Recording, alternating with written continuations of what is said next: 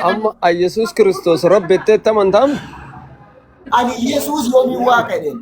Yoomin jedhen Yesus waaqan jenne Nama Yesus waaqan jenne Yesus mootii asin jenne maal bannati na dhaggeeffadhu kaa ya tokko shimiyuutii godhe la waa tokko sinii dubbadhee bu'an ani Yesus waaqa asin jenne Yesus mootii asin jenne Yesus gooftaa asin jenne dhaggeeffadha asin Anuma waan ani Yesus dhaggeeffadha ani Yesus ani jechuudha wanti isin bukkee dhufee fi dhaggeeffadha inni Rabbi jettee tamantaame. Usitti nima qote.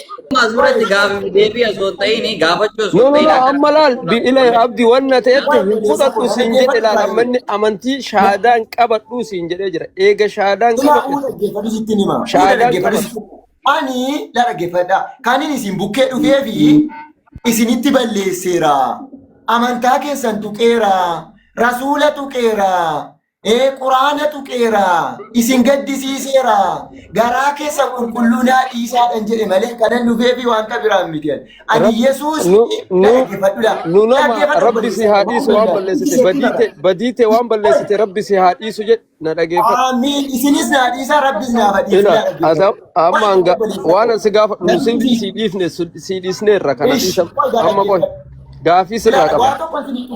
Waa tokko sinii xumureen bu'a. Sinii galee amantaa tokko ol kaasanii amantaa tokko gadi buusuun sirrii miti. Waliif dhaabbannu amantaa garaagaraa haa hordofnu malee gadda keenya irratti argamnu gammachuu walii keenya irratti argamnu. Waliif dhaabbannu yeroo rakkinaatti wal bukkee dhaabbannu yeroo gaddaattis wal bukkee dhaabbannu gammachuu irrattis waliif dhaabbannudha sinii galee kun immoo ta'uu qaba yoomillee taanan irra deebi'an kan hin dubbadhu namni kamiinillee narra barnoota fudhatee amantaa kamiin tuquu hin qabu waliif kabajuu qabu nama amantaa keessan tuqe kiristaana ta'e inni isina namni immoo kiristaana ta'e amantaa Muslima tuqe muslimnis inni san muslima ta'e kiristaana inni tuqe kiristaanis walirratti dhiisuu sirrii miti sagalee walirratti ta'uudha dhiisa obboleessa koo jedhanii gorsuudha karaati irra deemaa jirtu kun sirrii miti uummataaf uummatatu wal dhabaa uummataaf uummatatu wal jibbaa biyyatu walitti bu'aa summiitu awwaalamaa jira waan ta'eef summiin kun nu gidduudha bahuu qaba tokkummaa labsuu qabna jechuudha malee Yes, dhugaadha. Wanta namni tokko Nabiyyu Muhammadin arrabseef yookaan Quraana arrabseef yookaan Allah tuqeef masgiida wanta gubeef ishoo baga masgiidi koy kaay. Dinii galee kanarratti wal jajjabeessina wal bukkee dhaabbanna. Oromummaa keenyaan immoo hin boonna nama Oromoo tuqu walirratti hin himnu Oromoon tokko yoo beela'ee gargaarsi hin gargaarama ta'ee Ankaraa kiyya bukkeen jiran shanis haa ta'u shantamas haa ta'u yoo rakkadhe immoo wanta qabdaniin na bukkee dhaabbadha amantaa qabdaniin immoo amantaa qabnuun immoo waliif kadhanna irra daddarbaa kaleessaa walii dhiisuu qabnaadha bakka tokkoomuu qabna yoomillee taanaan beekaa keenya gorfachuu beekaa keenya jabeeffachuu wallaala keenya gorfachuudha yoomillee taanaan Ankaraa kadhatuuf sinii galee yaada takka miliyoon yaada takka anillee yaada wayii qabaa miliyoon dirriba akka nama tokkotti wal beeynaa wajjin nyaannee laayif furitti hin beeytaa akka masgiida gubbaa san irratti wayita ati salaatullee si argee jira.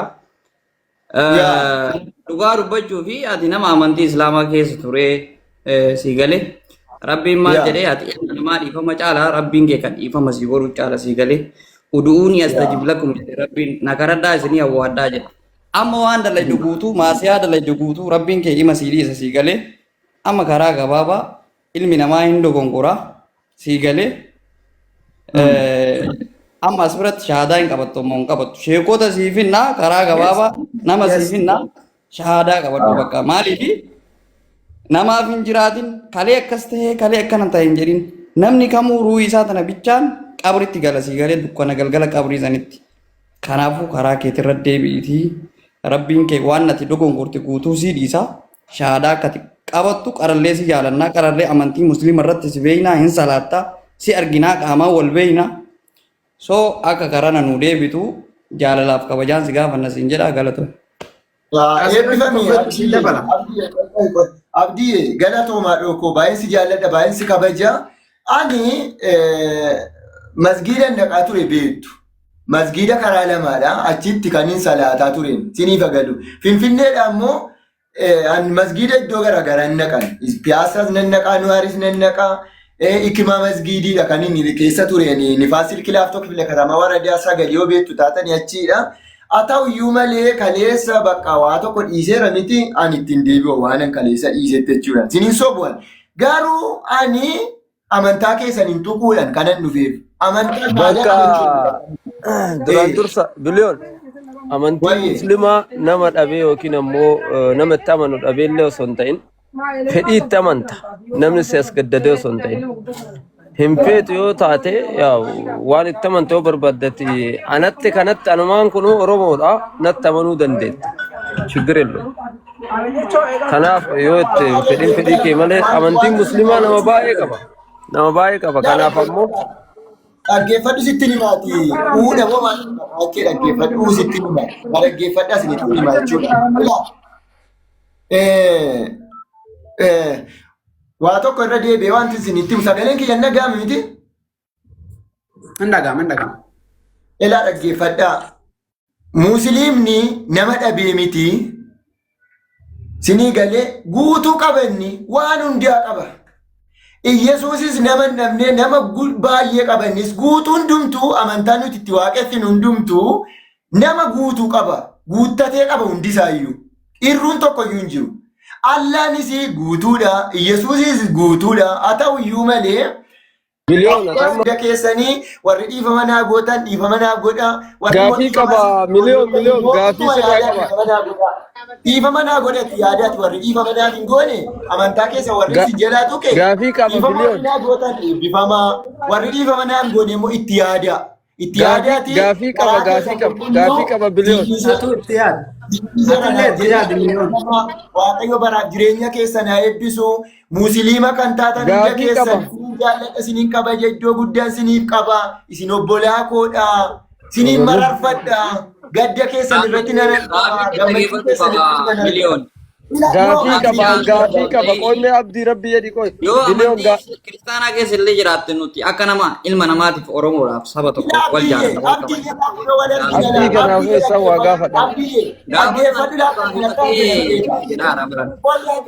abdii akka lana taartan nan beeka wal arginee la dhugaadha naasofna la dhaggeeffatutti ni maara obbolaa koodha sin dhaggeeffadha sinitti miti yoomillee taanaanii sinitti balleesseera miti dhiifama naa godhaadhe warri dhiifama naa godhe immoo itti yaadaati dhiifama naa godhaadhe ani qofa tokkummaa barbaadeen dhufe gaafii qaba isinii wajjin walitti hin bu'u isinii wajjin walitti hin dhabu jedheetanan ilaa borii yoo rakkadhe sappoortii na gootu jedheetan na bukkee dhaabbattu rakkoo kiyya irrattis gammachuu kiyya irrattis na bukkeetti argamtu jedhee oromummaadhaaf hin dhufe isin bukkeen yoomillee taanaan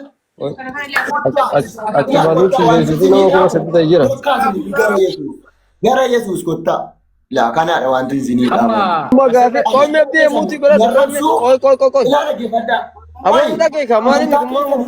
amantaa keessan hin arrabsu nabiyyi Muhammadiin hin tuqu quraana hin tuqu masgiida hin gubu kottaa garuu gara Yesuusiin amantaa keessan hin tuqu garuu kottaa isiniin jechuun moo nan danda'a.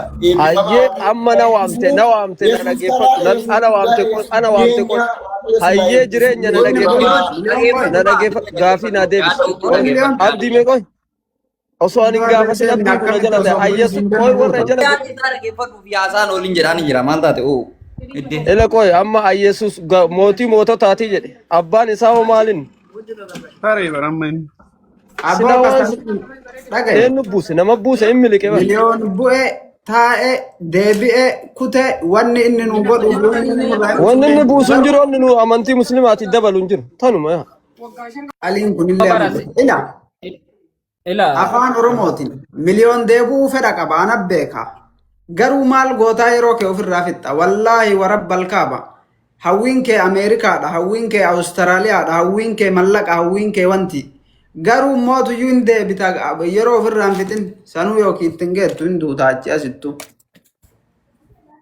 wal beeynaanaafati waa garuu mootu yoo deebuun iyyaa qaba waa sodaate wayii qaba ilma namaatiif jedhee namni jechuun ila asirratti abdiyyee waan tokko yoo kanama sodaatu taate namni waan takkas hin godhu asiimi asirraa yoo si qalan namaaf hin jilbeenfatu nami kamuyyuu jechuudha. Ati ka amantuuf namaaf jettee amantaa kamittuu amantaa fedhii keetii beekiga. Fedhii amma miila kana kiristaanummaa yoo ta'es musliimas yoo ta'e sun mirga kiyya amantiin kan dhuunfati. Walaakin inni kaayyoo isaa hagammaa yoo isin bartan malee an akka mataa kiyyaatti kaayyoo isaa hin beeka. Kaayyoo inni qabatee deemuun san ila waan tokko wanni isin gochuu qabdan. Kaayyoo inni deemuun san kaayyoo inni deemuun san rakkataan quraanaa itti qara'ee jaannoo ta'e santu yaadanatti. Lakke kaayyoo inni deemuuf san irraa hubattanii yoo fakkeenyaaf gara amantaa musliimaa kana dhufe waan akka konkolaataa, waan akka manaa, waan akka maalii kana naa kennanii yookiin ammoo maallaqa kana naa guuranii yoo jedhee sammuu isaa keessatti ka amanu taate no ingoonaf rakkoon qabu. Laa ingoonu birrii takka ittiin kennin jannata ofii isaatii amanee itti dhufa malee saantimii cabduu ittiin kennin. Biyyee nyaata. Nama kamuu dhaggeeffadhaa kaamee caalaa kenna takkaan dubbanne gadi. Abdiin fitadhaa. Naa obsa. Kana dhagayaa mucaa biyyoo akkana. Yaanni isaa maal ture beektaa asiin duraan amantaa musliimaa jeeqee jedhaa dhiifama naa godhaa tokko taanee jiraannadha. Asumaa ijoollee yaadatti kaaftee as deebite kootuyyuu musliima ta'ii jedhaniitti kaasan malee yaanni isaa waan balleesse san dhiifama gaafadhee isin wajjin jiraachuu barbaada garamaan qulqullaayaatti dhiifama naa godhaa. Nama yookaan ammallee jiraa midhaan kun sodaa ofirraa qabaa warri musliimaa gaazumchaa kan akka ijoolleen qabdee tumtee hiitee mire wantoonni akkii sun akka hin deebineef amma booda dogongoree jira dhiifama naa godhaa. Amantaa kiyya kabajee keessan kabajee jiraadhaa jedhe malee amantaa musliimaa barbaadan jenne amantaa yoo makiinaa barbaadee maalitti amantaa musliimaa abbootiin amantaa sulaasoo isin dhageettan isin lolan jechuudha. Namni yoo agartee amantiin islaamaa konkolaataa nama tokko lama bittu. Seera amantaatti nama tokko gaafa inni shahaadaa qabsiiftu hin gaafatta. Maal taatee garaan dhufte? Rakkoon kee maali? Eenyu maal agarte? Nama si dirqe akkii gaafatanii shahaadaa qabsiisan malee namni maan tokko shahaadaa qabadheef namni qabsiisuu beeki. Kanaafuu yoo akkas jettee namni isin qalbii lafiyyattan namoonni biraa warra amantaa biraa akka waan uummanni islaamaa kun nama bituutti. Fakkeenyaaf yeroo hedduu warri peentee kun akkas nama godhanii waan san dhageettanii akka ittiin deebisina. Inni kan barbaadu tokkummaa fi jaalala barbaade malee yookaan amantaa islaamaa barbaade miti. Yaanni kee kanuma. Yaa miliyoon gabaabumatti shoortii goonee yoo dubbanne amantii islaamatitti deebi'uu fedhan qaba. Garuu waan isa daangesse beeka. Waan isa daangesse anaaf inni hin beekna dubbii gabaabadha. Ana akka obboleessatitti sanirra dhaabadhee dhufee mana kiyya jennaan koottu haga jiraattu hin beeytu addunyaan gabaabdudha. Deebii amantii islaamatitti amantii keessa dhalattetti jedhen. Sanirratti haasoyin hagana dheerate deebi'uu baatus wanni inni amantii islaamaa hin hir'isu hin guutu namni takkatti yoo deemtes yoo teettes habiibiin lubbuma isiitiif malee wanni isiin gootus hin jirtu wanni isiin hir'iftus hin jirtu. Ati akka nama tokkootti itti himuun kee waan of jaalattu irratti obboleessa kee yaamuun sirriidha. Garuu akkasitti hin hubatinaa fakkeenyaaf inni illee sanumaaf dhufe na fakkaatee ilaalchisaa hogganaa ilaalu bakka garaa qulqulluun dhiifama godhanii fi akka booda namni wayii isaan tuttuqni akka namni san hordofne jechuuf. Kanaaf dogongora eega ta'e dhiifama baada dogongora sun jiru dhiifama gochuufidha. Inni akkasitti amma warra amantaa musliimaa wajjin obbolaatee jiraachuu barbaadana fakkaate. Malee gara islaamummaa deebi'uu natti hin fakkaatu.